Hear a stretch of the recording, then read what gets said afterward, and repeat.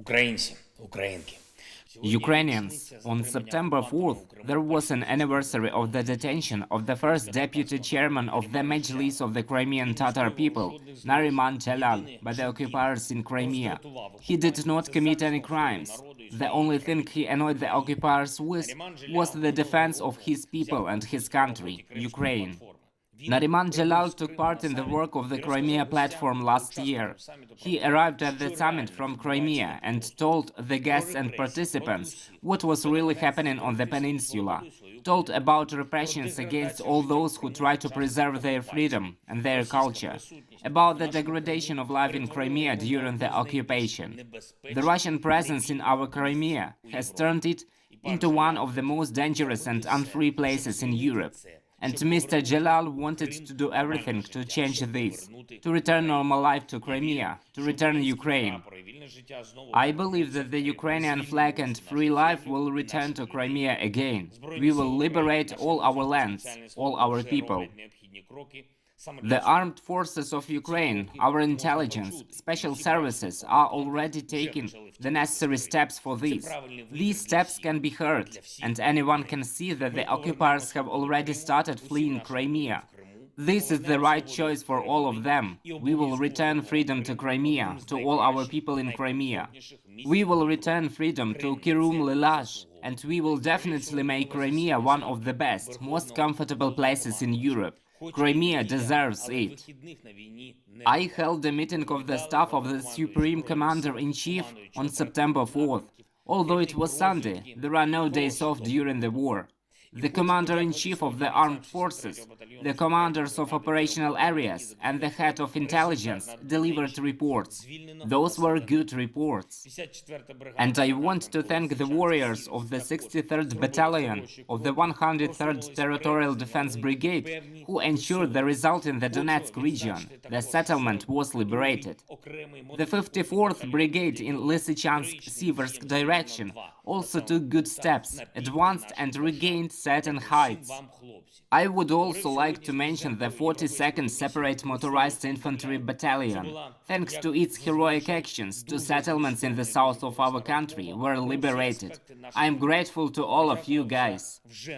On September 4th, I spoke with President of the European Commission, Ursula von der Leyen. It was, as usual, a very meaningful, very useful conversation about all the aspects of our relations. I expressed gratitude for the support already provided and for the efforts to limit Russian excess profits from oil and gas. I called for speeding up the provision of financial aid to us, to Ukraine. New sanction steps were discussed. In particular, I believe that the eighth package of sanctions should provide for pan-European visa decisions regarding Russian citizens, so that none of those involved in this war can enjoy European hospitality.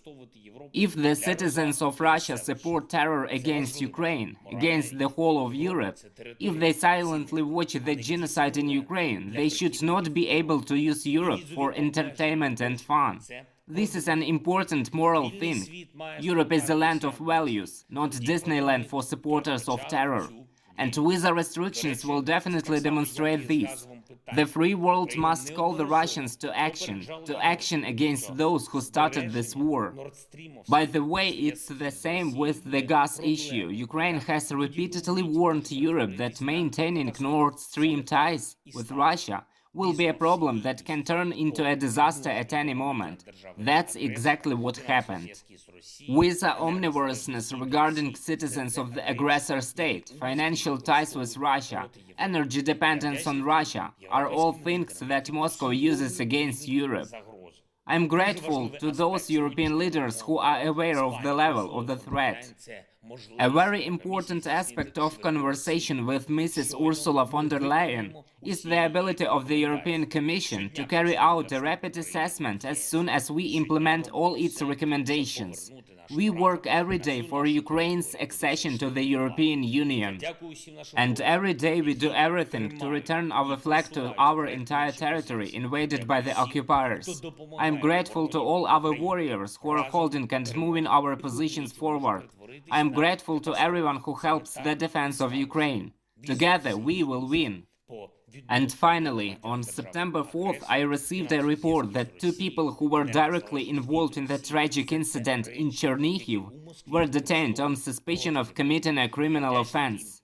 The one who gave the order to bring combat weapons to a public city event, and the one who allowed the child to take this weapon in hands. Criminal proceedings are carried out by the State Bureau of Investigation. Once again, I warn all representatives of the authorities and law enforcement agencies on the ground. Make sure that there are no combat weapons or other dangerous items at public events. People's lives are the joint responsibility of everyone who must guarantee safety. Glory to Ukraine!